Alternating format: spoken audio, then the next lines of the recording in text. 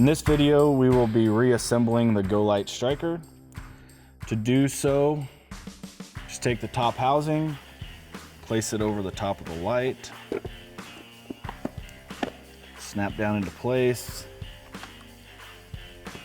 Then we will put the 4 screws back into place.